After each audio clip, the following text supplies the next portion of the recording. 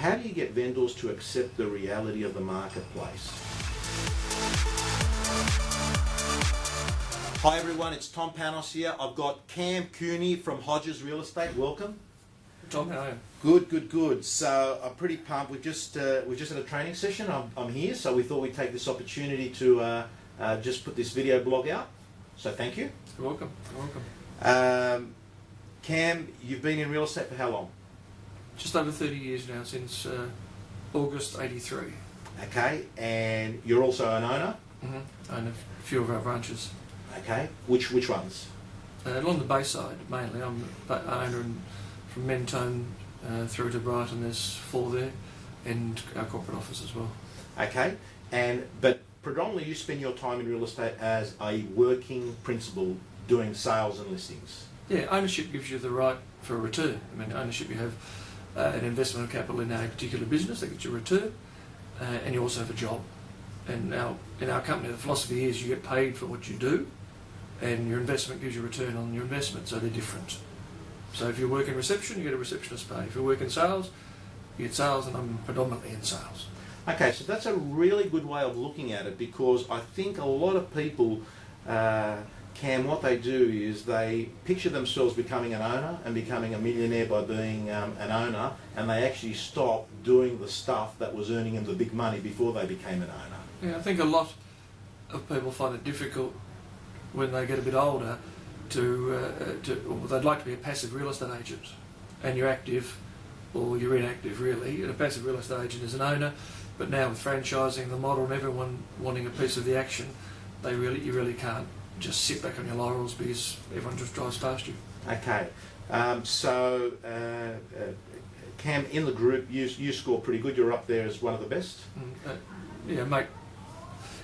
Don't be shy. No, depends how you work it, but on income dollars for the last probably 6 or 8 years, produced more than anybody else. Yeah. In dollar terms. Yeah. It's not always in units, but it's in dollar terms, and I guess that's what you bank at the end of the day. But it's been pretty good. The build market's been good. So basically on the levels that I use, I consider agents that bring in gross commission income to the office, 7-figure agents, and I can assure you that Cam's in that category. He's a 7-figure attraction business and has been for a number of years. What's the secret? I think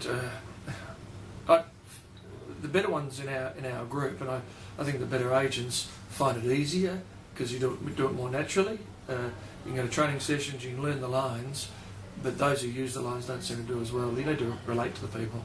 I think it's reading the people and understanding, and I find people pretty interesting. You ask you about your life, and you hear about all your life, where you've come from and where you've got. I was at a winery yesterday, which was Joseph Cromie. He came out as a broke fellow at 20, and now he's an entrepreneur, multi-millionaire. You have certain talents, and I think it's how you use them. But mainly relating to people and reading what they're looking for. I mean, it's a job interview. If you go to a listing presentation, it's really a job interview. They're interviewing you for the job, and you have to help them. So can I ask you, do you think that that's a thing that comes naturally, or you can work on it? A bit both. I think you have to have the basic ingredients. When I interview for sales consultants, I don't look at academia. I don't look at much else than there are 3 things that I mainly go on. One is that have self-motivation, get off your backside, and do it, not wait for someone else to do it. So self-motivation, some street smarts, work out, if I do this I get that reaction, if I do that I get a different reaction. I think I like that reaction better, so I'll do that in the future. And the other one's a little bit of likability. Okay, so let me ask you, you obviously get into a lot of listing presentations. Mm-hmm. You obviously sell a lot of property. What's your model? How do you get into more listing presentations? How do you operate? Do you do auctions more or private treaty? More auctions than private treaty. I've been brought up in auctions, and I find them easier to work. Right. I find them easier to work the price. I find it easier to pick the timing of when to sell it rather than have someone else pick the timing. So we're more predominantly auctions. I'd probably do 75-25 in that regard. Okay. And have a process. I say to owners, I like you and you'll like me hopefully, and we're about a month. Right. If I'm here 2 months' time, it's not so good. All right, that's a nice way to phrase it. We're about a month. We're about a month. We're going to have the relationship for about a month. We're going to work it, and we'll pick our time. Be inclusive, and you be inclusive as much as you can with an owner, depending on who they are, from analyticals through to the nice old lady who says, you decide the reserve. I don't decide the reserve, but it'll always sell if I do. Right. But it's more just finding out what they need, what they like, and what they're trying to achieve. In terms of marketing and advertising, are you a big user of print and the internet products? Yes, it's essential for a number of reasons. I was just speaking to a couple of boys after your talk, and especially a couple of those who don't do a lot of it. And I said, when has an advertisement in the paper ever hurt your campaign? What's the downside of it? The downside might be $300 that the vendor has to spend on it, or $500 for a larger ad. That's the downside. The upside is if it gives you one inquiry or one buyer that competes with the buyer you already have, it's way above. So it's a non-lose situation, certainly for the agent and the profile, and you don't know where your inquiry is going to come from. If I knew where the buyer was, you go and see them straight away. But spread it out a bit, but get the marketing and get them to pay for it, get them on board with it. Is there any way that you approach this with the vendor? Because in the new connection economy that we operate in, Cam, there must be more vendors that are saying, hey, listen, let's take the cheaper, shorter, soft approach. Oh, there's a lot of that. It's the internet, or others say they have buyers already. Of course you have buyers, but they're pools, and you want to be in the big C if you can. It's firstly understanding their attitude towards it. So an owner's attitude will determine exactly what advertising they might want to do. Then it's about moulding that. A lot of people are like sheep, so you can show them what programs are normally done. Because people they don't sell a house. They sell a house. I sold the last house 15 years ago. It was very different. And they don't quite understand what's the norm. That's why they often get more than one agent, just as a check and balance. So you need to just show them, here are somewhat of your counterparts in the market have done in recent times. Here's an authority, which will also have some commission rates on it, which will be ones that were acceptable to you in the first place, otherwise you wouldn't have taken it on. And you'll have some marketing that they've done. So here's 5 properties in the last month that were similar to yours, and this is what they did. And they may or may not know them, and you would have verified that, but they get to see, okay, that's okay to do because I'm not Robinson Crusoe in the marketing area. Okay, so there's absolute gold. I mean, the way that things are coming out of your mouth, Cam, to me, you say it in such a casual way, but they've got real cut through. One of the metaphors you just used there is, we're not going to operate working in the pool, we want to operate working in the sea. Using just dialogue and language that vendors can sometimes understand easier is so important, and you do it really, really, really well. I want to ask you a little bit about, do you have a support staff? Do you have an assistant? Yeah, only in recent times I've now got a what do they call them now, EAs or PAs, executive assistants now down here, just for a better title. We always, with whoever I work with, you need a running mate, even if it's another sales consultant, but just to bounce off. But you work together, and it's always a we. I've been fortunate enough, from teenage I've never been single, so whatever I've had, and I've been married for forever, it's we. They ask, what are you doing on Saturday night? And I say, I think we're going to a party. Right. It's a we, same in the office. Right. And that's how I share the spoils that we get in our we have a little pod now. We share the spoils that every time we do something, everybody in the room gets something out of it. Might be different slice, but it's us, and it's we made the sale, we made budget, we secured this listing, and it's not all about you, because often I'll get a listing because of her, and I predominantly work with females. I find them much easier. Okay, so we'll talk about that in a second. Oh, actually, we'll talk about it now. What with females? Why?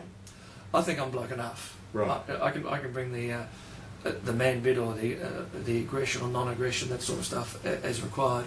I just need someone to soften it up, and to have a woman there, whether it's a girl or a more mature, and I tend to prefer the more mature, just brings another dimension to it that you can't bring yourself, and they will relate. Right. Do they come to your listing presentations? Yeah. I say to also my consultants and when I'm in management, don't go on your own. unless it's your best mate and he's called you over to come and sign up. Why's that? You're being lackadaisical about it. I know some people like to go on their own. I think they're maybe scared of talking in front of others. But two people, you meet people and they don't always necessarily fall in tune with you. They may fall in tune with the other one. Work out who they like, what they're looking for, and who relates to them, and then that's who needs to do the talking.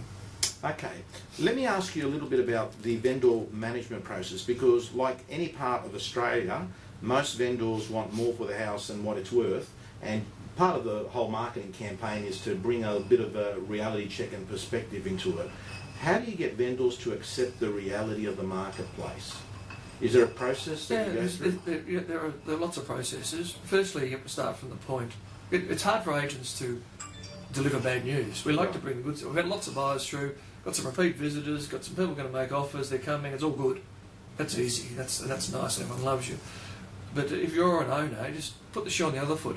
At what stage do you want your agent to tell you the truth? This is what's happening. It's not going as well as we hoped.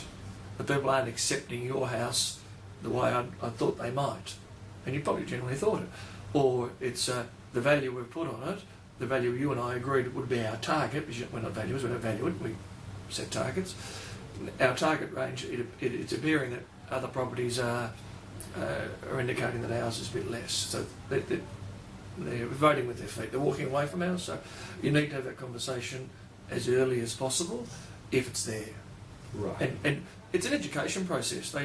They'll, as an owner, I'd like to be educated. If my property's worth $1 million, I'd like to know it's worth $1 million and not sit at 1.1 and 1.2 on auction day.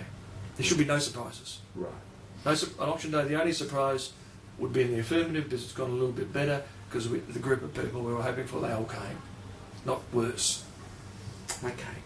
Has real estate changed in the 30 years that you've been in it? Yes and no. Changed certainly how we go about it, the marketing side and all the bells and whistles. But it still comes down to, I'm sure if you did a survey of why you chose the agent, it'd still be, I think it was back in my early days, it was like 69-70% was because I felt more comfortable with him or her. That's still the way. You're not going to choose someone you don't like.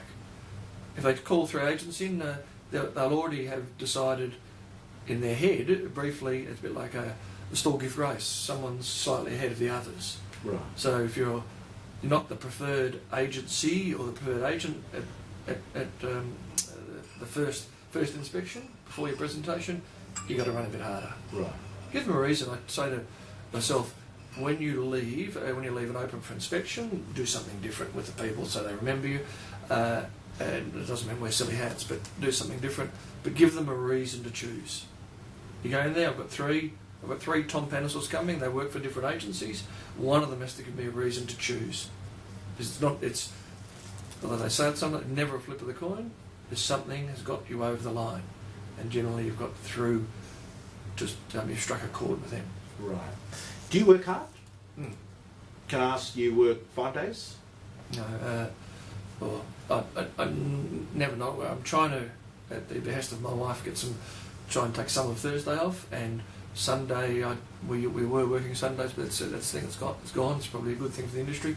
But if I'm on the computer anyway, which I could deal with that. What time do you start in the mornings?